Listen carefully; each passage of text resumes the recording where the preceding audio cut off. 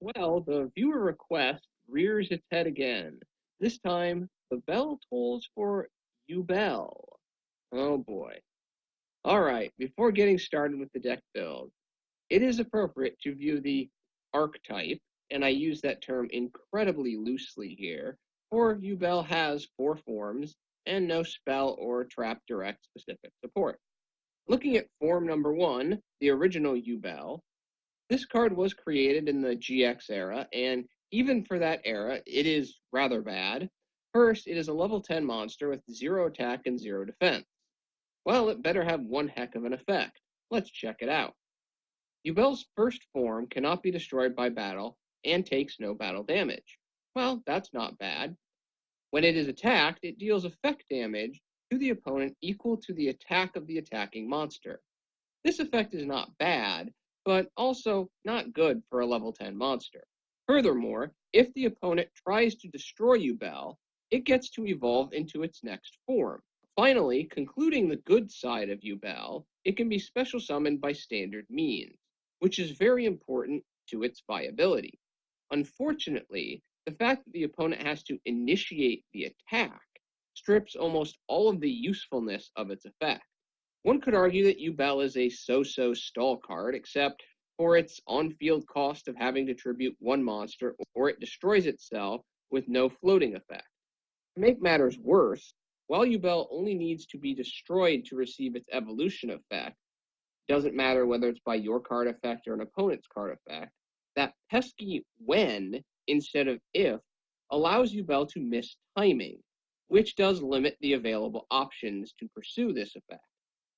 Finally, with no attack points, Yubel can really do nothing to damage or even destroy monsters during your turn by itself, nor push any type of real tempo change.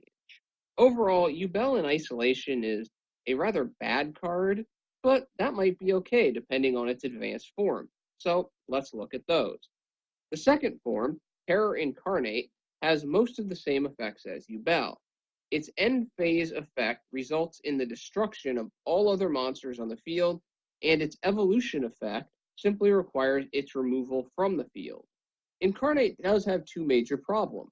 First, Konami missed a golden opportunity for quality advancement in the Yubel evolutionary process.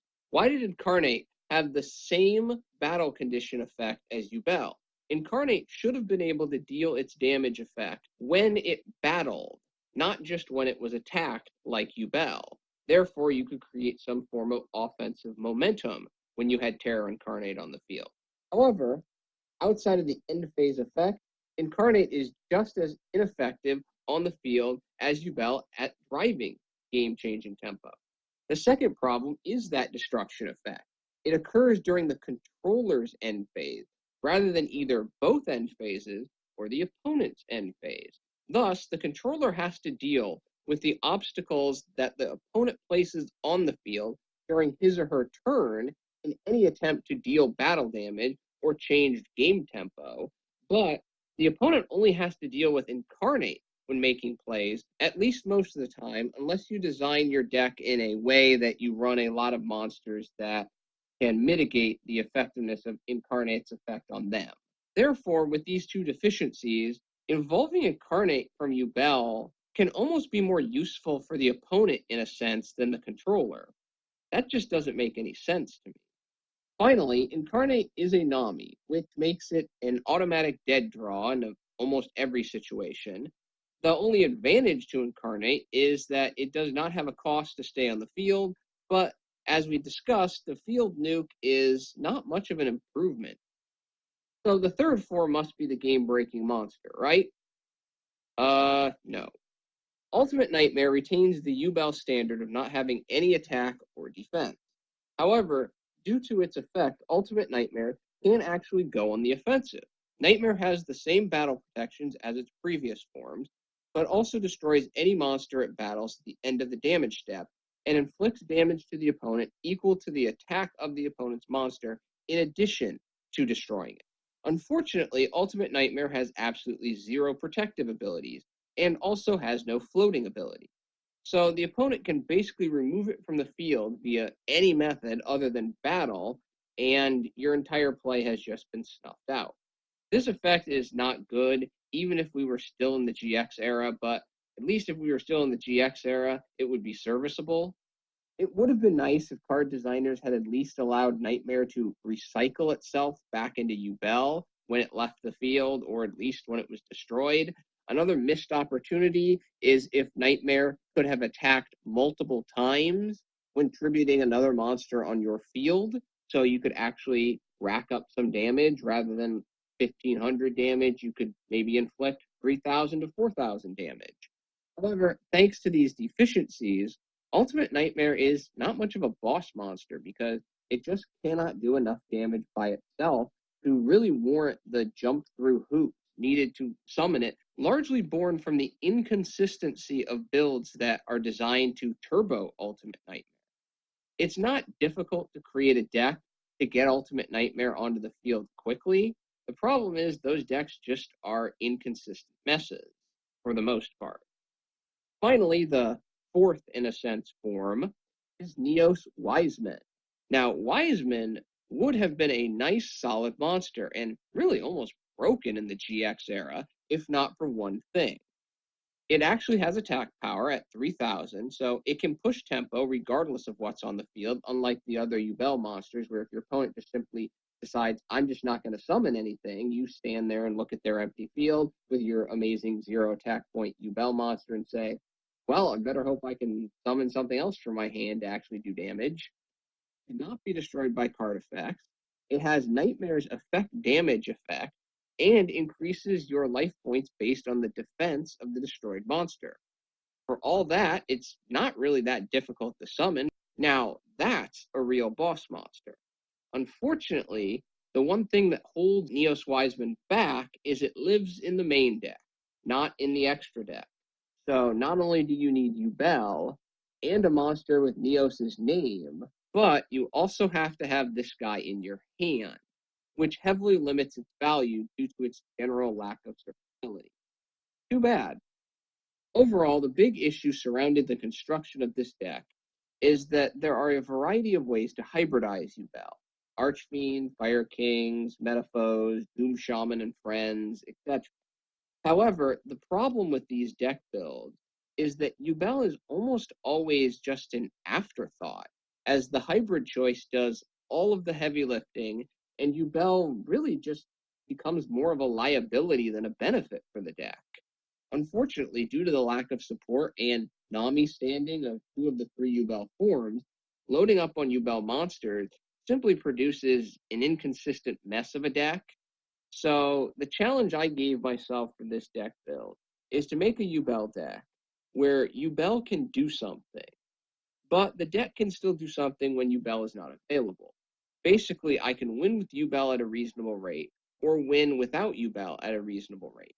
The first issue with this build is if Yubel is supposed to have some sort of dominant role in the method of victory, how will this be achieved? Well, to understand the available options, we must first ask, what are the victory conditions produced by the different Yubel monsters? Yubel, in its first form, cannot do anything by itself, for it has no attack points and no destruction effect. Also, one cannot depend on the opponent to simply attack into Yubel, even with the surprise factor of summoning Yubel during the battle phase via a revival-based trap card. Therefore, the only real viable victory condition produced by Yubel is pairing it with another card that forces the opponent to attack, hopefully with Yubel being the only target available on the field. Unfortunately, of the cards that force the opponent to attack, they are rather far and few between, and in my opinion, only 4 are even remotely serviceable. Savage Colosseum, Battle Mania, All Out Attack, and Staunch Defender. However, another problem is that due to Yubel's on-field tribute costs, Yubel having a large influence on victory demands the opponent having multiple monsters on the field with sufficient attack points. So, commonly that will demand at least one other card. Her Incarnate victory condition is basically the same as Yubel, because the end phase timing of its destruction effect really does not provide any new strategies for the controller, because it's during the controller's end phase, not both end phases or the opponent's end phase.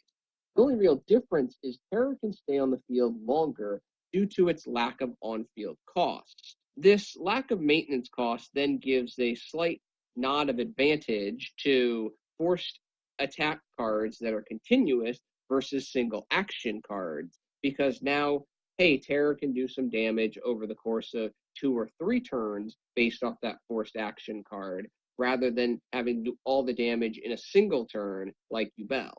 However, the destruction effect of Terror Incarnate does lead any good opponent to limit monster field swarming unless he or she can push for game. Also, the presence of that continuous forced attack card might lead the opponent to think, I don't really want to swarm the field here because it won't turn out well for me. Ultimate Nightmare's victory condition is rather obvious, just attack and do as many monsters as possible. However, its problems are the lack of protections, it can only attack once per turn, and it is dependent on the monsters available on the opponent's field. Low attack point monsters, and Nightmare's damage is small potatoes. Most of the time, it is difficult to expect Nightmare to sit on the field for multiple turns, racking up 1500 plus damage per turn, unless your opponent's top deck. So overall, the strategy for Ultimate Nightmare really might be just try to get your opponent top decking. Something, though, in this day and age of Yu-Gi-Oh, with the graveyard acting as almost a secondary hand for a lot of decks, much easier to say than do. Overall, my strategy is to produce an environment that can push against the opponent, but can retreat in a sense to ensure that Yubel is on the field alone. Anything I get out of Terror or Nightmare is just icing on the cake in a sense, so there's no real overt means of destroying Yubel for their summons, as removing Terror or Nightmare is typically too easy in the modern game, beyond the just standard staples that you see in most Yubel decks to that point. All right, with all of that finally covered, let's actually get to the cards in the deck. Concerning Yubel, I like running 1 copy of Yubel, 1 copy of Terror, and 1 copy of Nightmare, for unfortunately multiple copies are typically just dead weight most of the time. If Yubel or one of its counterparts is banished, them's the breaks. The deck can win without Yubel. For the rest of the monsters, here comes the amazing shock of I like running 3 copies of Fairy Tale Luna and 1 copy of Fairy Tale Snow as one of my standard mini engines for field presence. For one will almost never normal summon Yubel, so you do need a good solid normal summons monster, Fairy Tale Luna, and Snow fit the bill. Luna can also retreat in a sense by bouncing itself an opponent's monster, leaving Yubel as a single target. This does actually help Nightmare a lot, because most of the ways the opponent's going to try to remove Nightmare from a lot of decks is an extra deck monster, and if they don't have multiple copies, Luna handles that, in a sense, bodyguard duty rather admirably.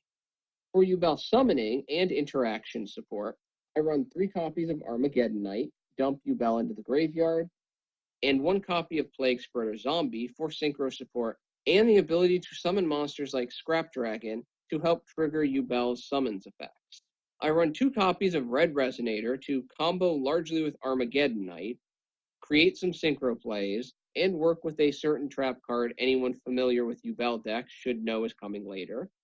1 copy of Absolute King Backjack, which is a great +1 potential card in this deck, and can set up your Yubel extinction combos in a sense, 1 turn earlier than you might otherwise do so. 3 copies of Wind Up Rabbit are utilized to jump out of the way in a sense, leaving Yubel as the only attackable target, and set up combo plays for next turn, in addition to having some form of field presence that can attack when you have Incarnate just consistently nuking the field. Finally, I run 2 copies of Eater of Millions for easy field clearance when Yubel is not available, or when I simply need to remove an annoying monster. While I do not run it, another strategy is running Abyss Actor Sassy Rookie to produce a level of field control. Also, it has a decent 1700 attack for swinging against opponents, and its protection effect allows it to stay on the field when Terror is on the field, and can, in some sense, force the opponent to either burn removal effects or overextend to remove him.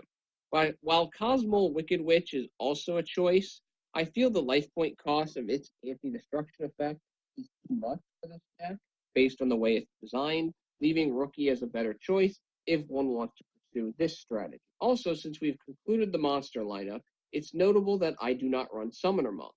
I don't run him for two reasons. One, as you will see, I just don't run nearly enough spell cards to make his effect activation efficient.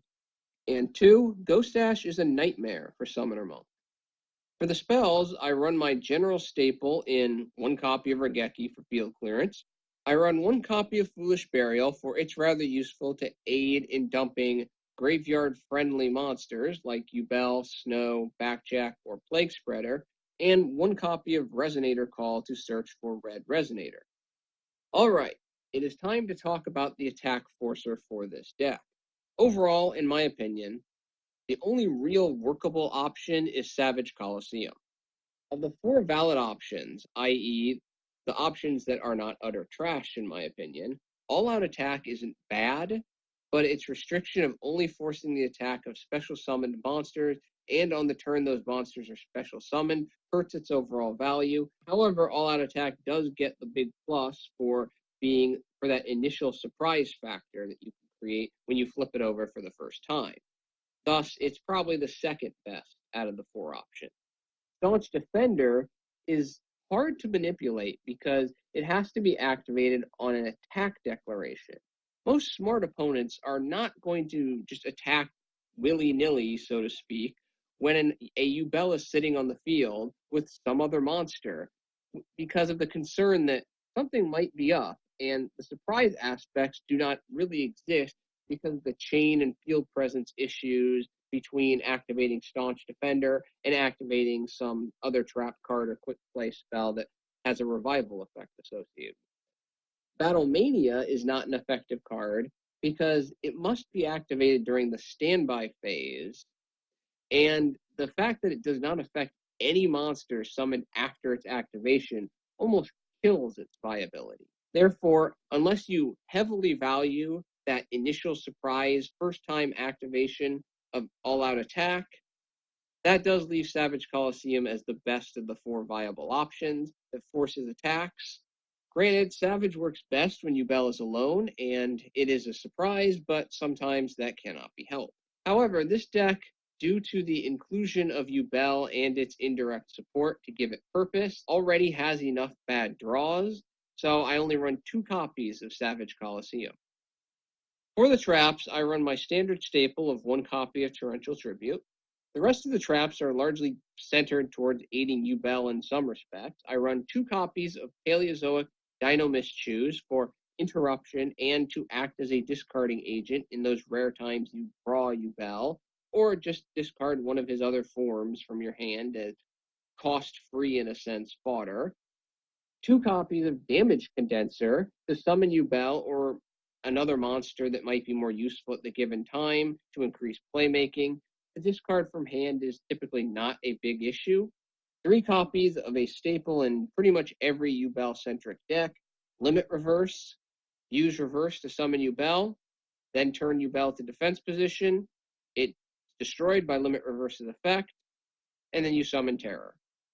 One aspect of this deck design is that other valid targets do exist for Limit Reverse in Red Resonator and Plaguespreader when Yubel is not available, so it's not completely dead.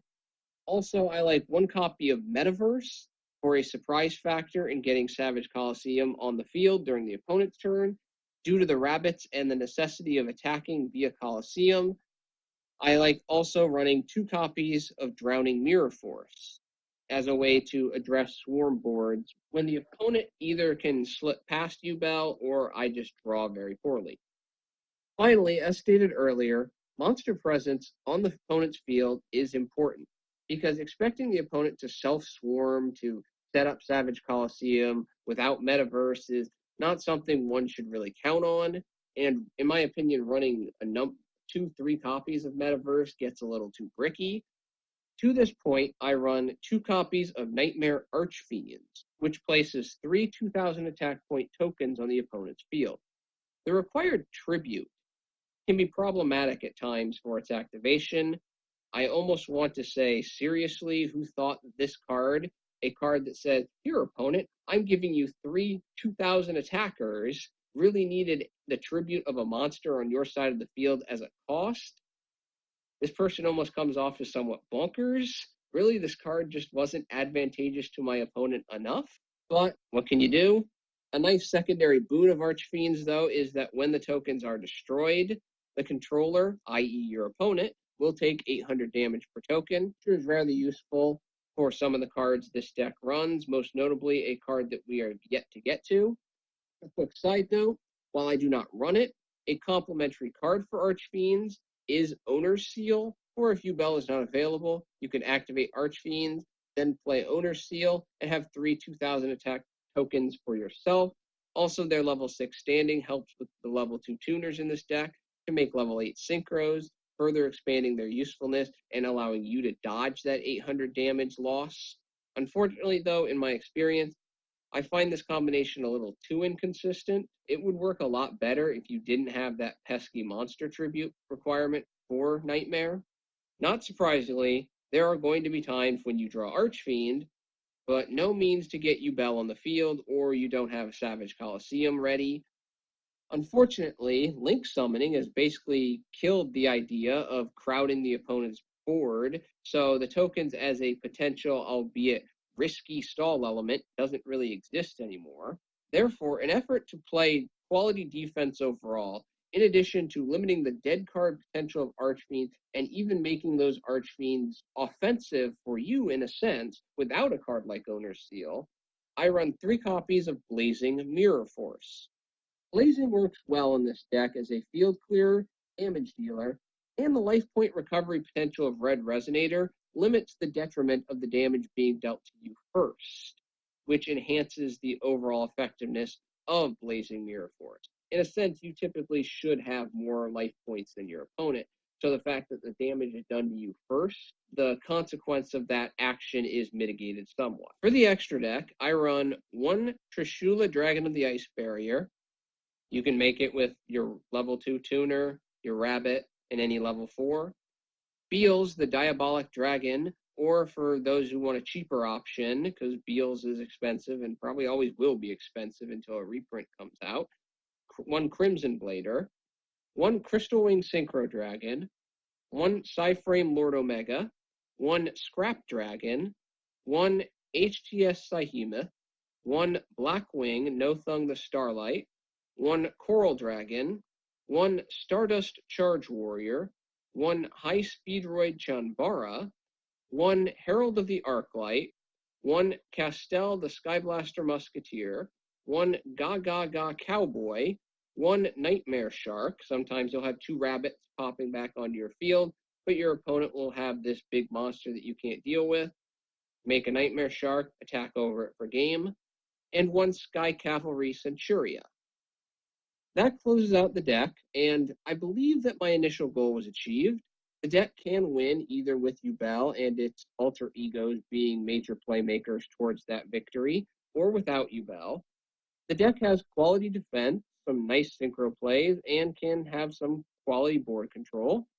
There is also some psychological stressors for the opponent when Yubel is sitting in the graveyard, Colosseum is in your field zone, and you have various unknown back row just sitting there. However, though, until Yubel receives more support, I just don't think there's a deck in the game that is made better when including Yubel, because its forms are just too clunky. It just doesn't produce its own natural tempo, and as seen here, the combos used to make Yubel actually meaningful in the deck are really not that versatile, creating inconsistencies versus a deck that simply says, yeah, I'm not interested in running Yubel. Too bad, Yubel is certainly an interesting idea, it's just horribly supported. Well, that is my Yubel deck that attempts to actually make Yubel a factor in the duel, even against opponents that read card effects. Thank you for your attention and your time. I'm out.